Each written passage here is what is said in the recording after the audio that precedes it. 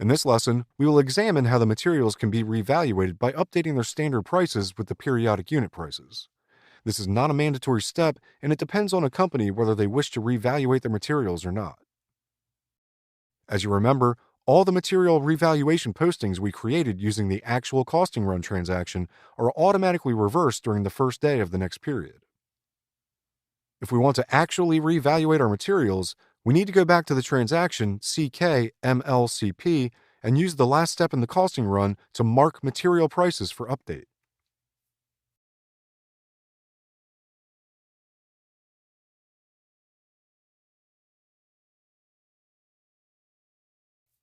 From the parameter settings, we can select the first date from which the new valuation price will be valid.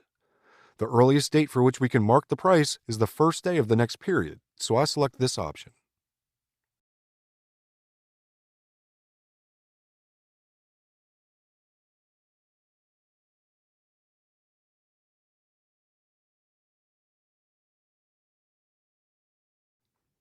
After executing the step, the system shows us the number of materials for which the new valuation price has been marked as the future price for the next period.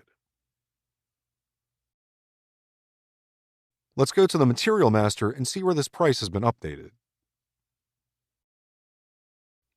I select one of our raw materials, go to Accounting 1 tab, and then select the latest period available.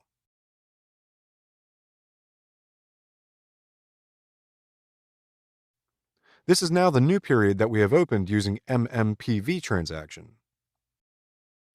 Here you can see that the future price has been marked valid starting from the first day of the next period.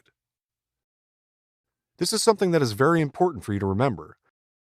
As you can see, the period for which the periodic unit price is updated is not actually the next period, but the period after that. So there is a 1-month delay when the new periodic unit price can be used to evaluate your materials.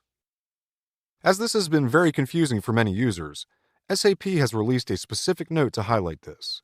If you have a possibility to examine SAP notes, you can check note number 666681. Just like with a regular standard cost estimate, marking a new valuation price is not enough, but you also need to release it.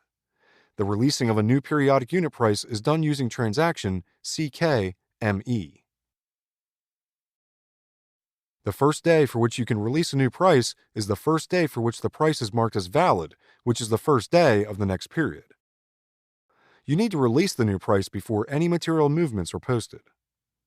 As it is quite easy to forget to do the releasing before any material movements happen in the system, you can use the dynamic price release functionality that you might remember from the second chapter of this course when we were examining material ledger related configuration.